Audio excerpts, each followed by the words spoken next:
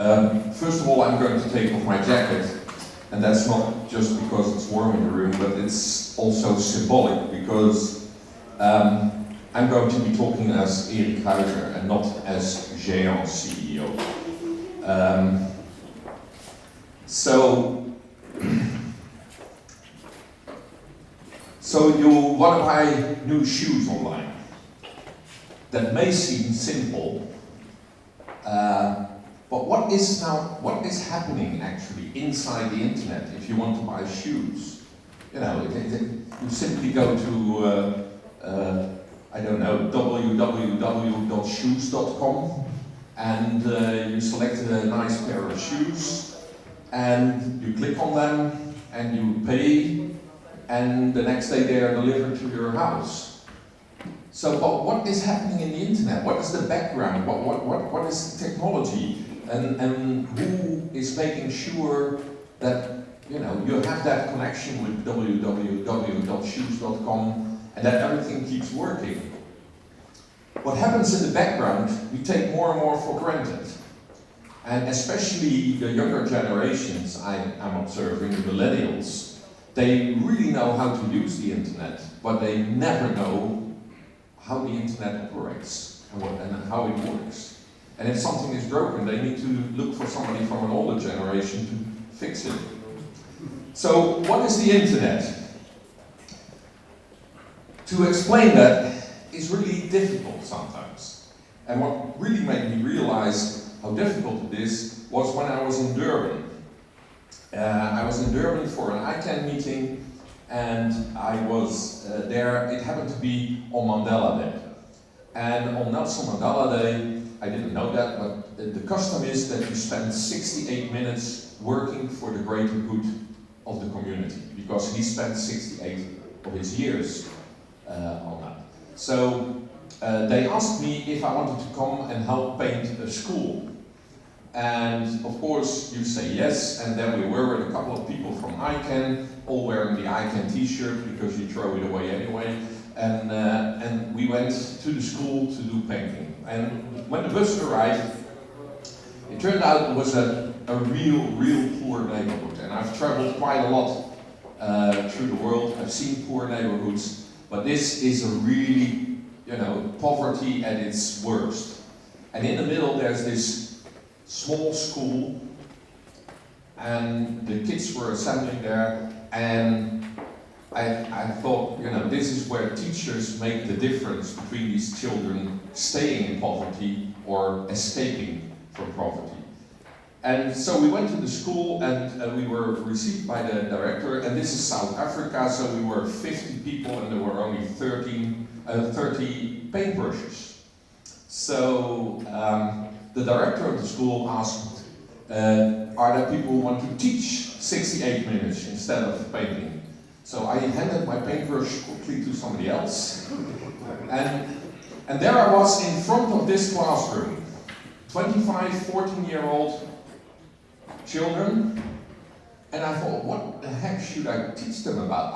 You have to remember, I was there wearing only the ICANN t-shirt and a pair of pants. I didn't have my laptop with me, because usually for painting you don't need your laptop.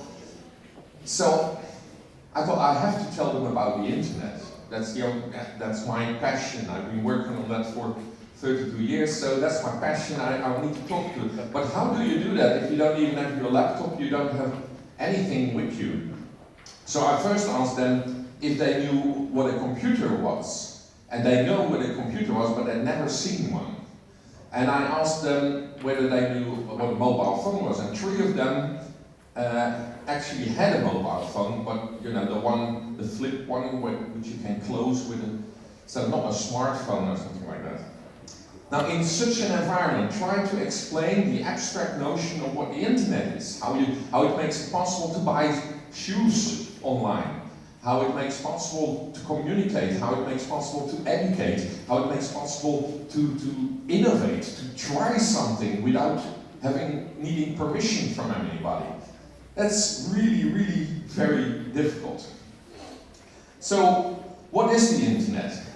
The internet is a worldwide network that makes whole new ways of communication possible.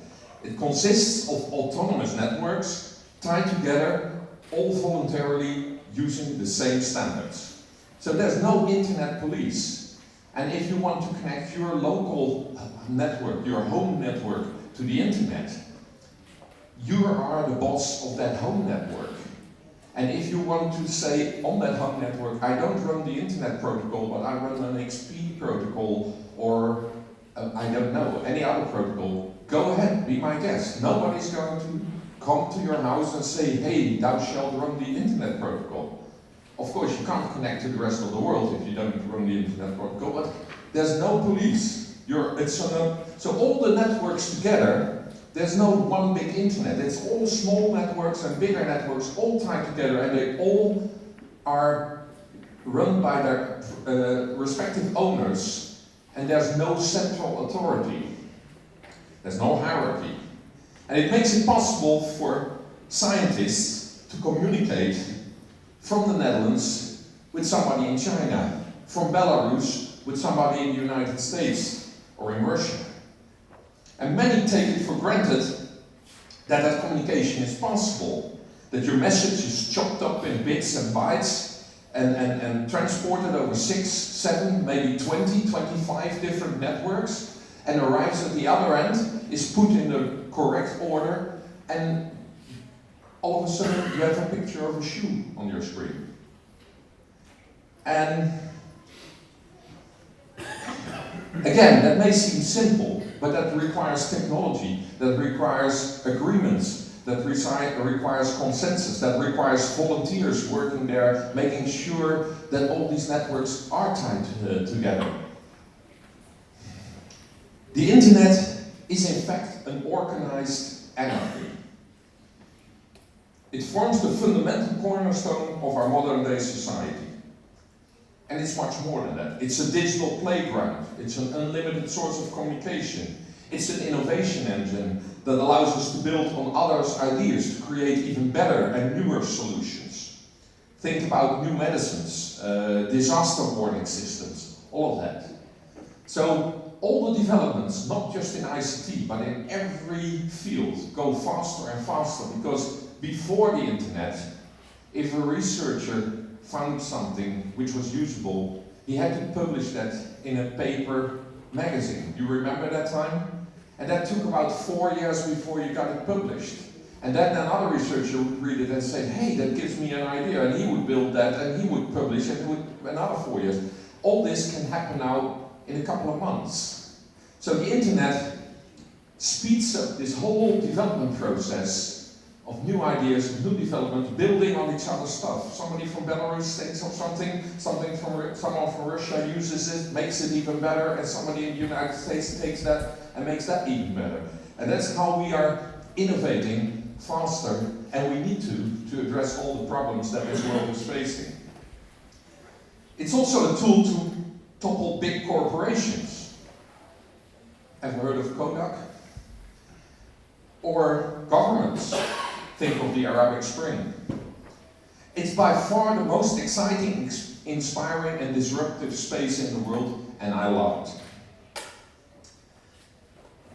What does this have to do with education and research? Well, you are the guys and girls that run an important part of the internet.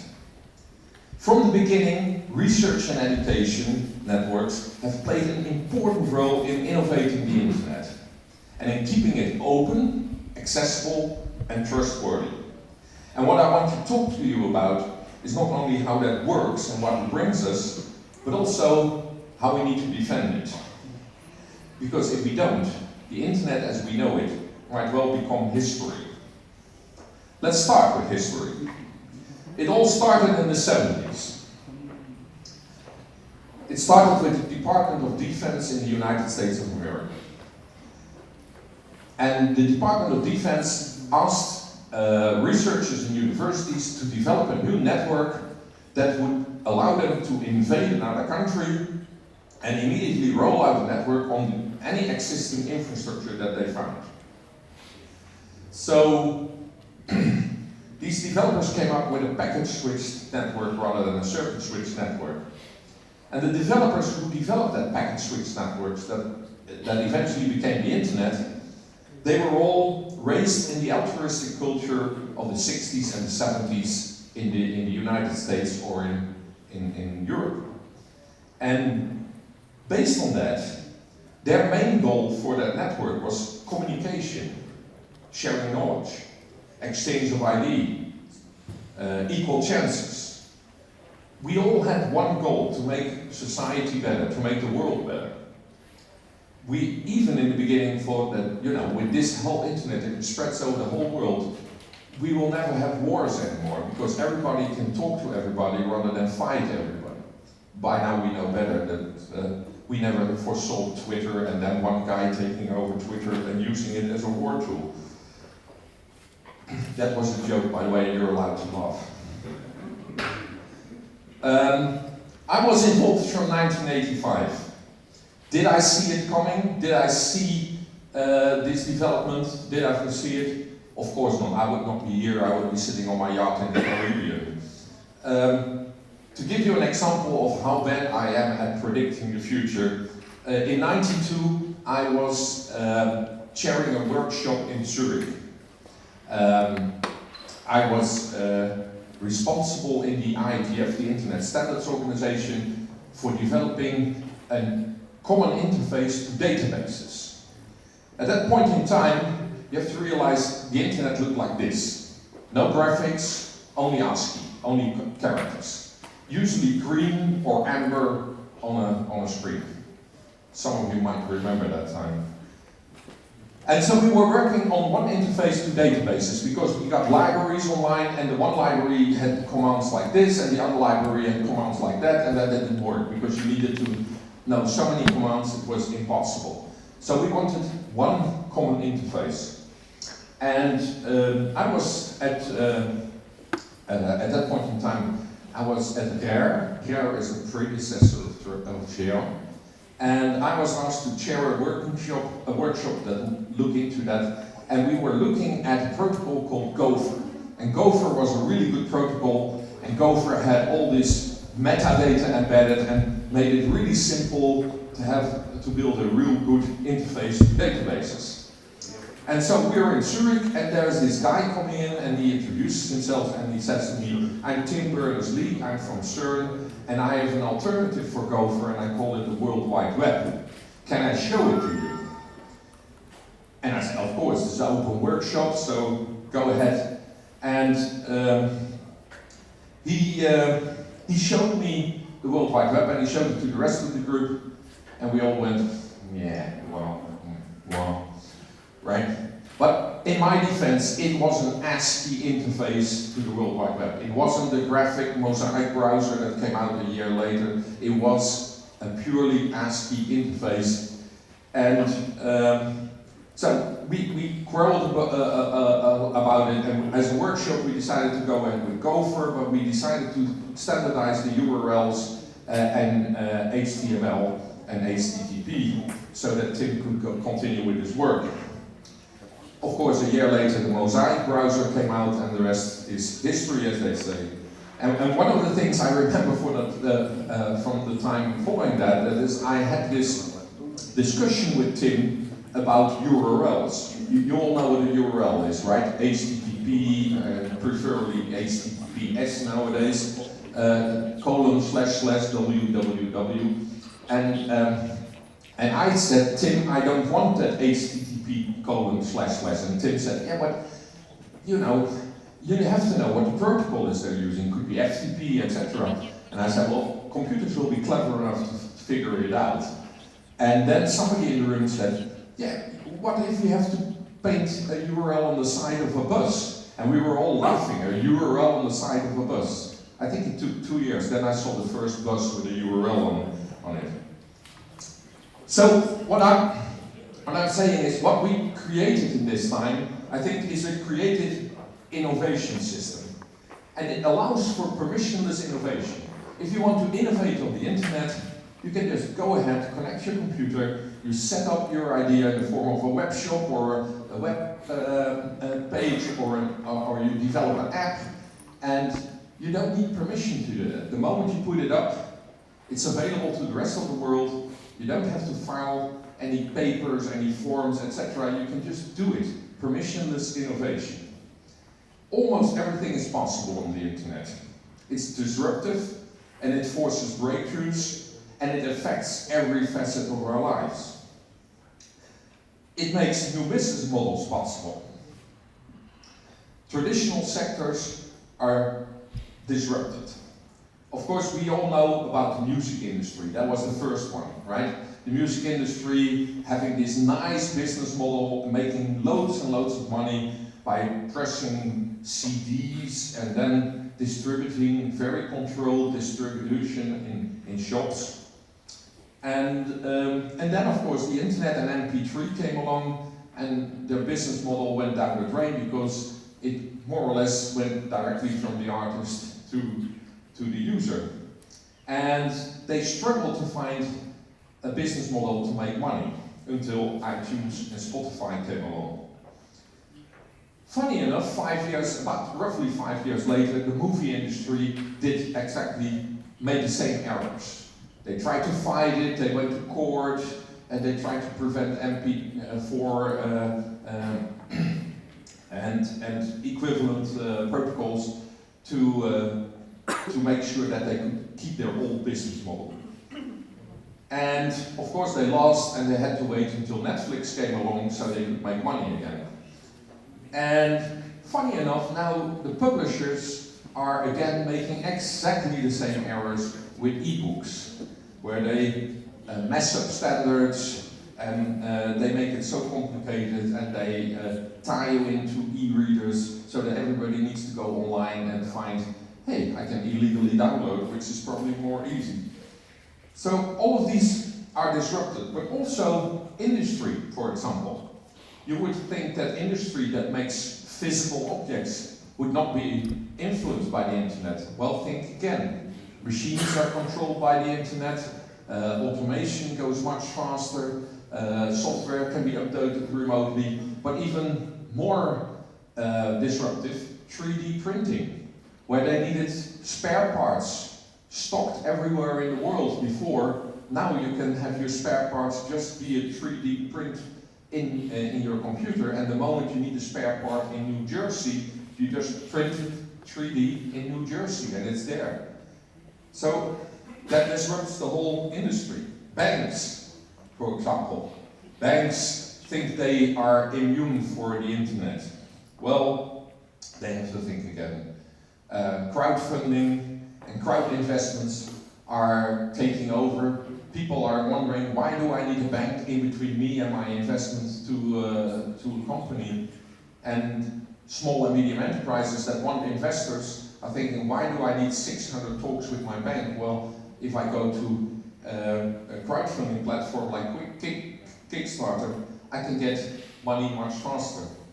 I'm wearing a Pebble watch. Pebble has been taken over by now by Fitbit, but Pebble, in its first round at Kickstarter, they went for $100,000 to be able to produce the first watches.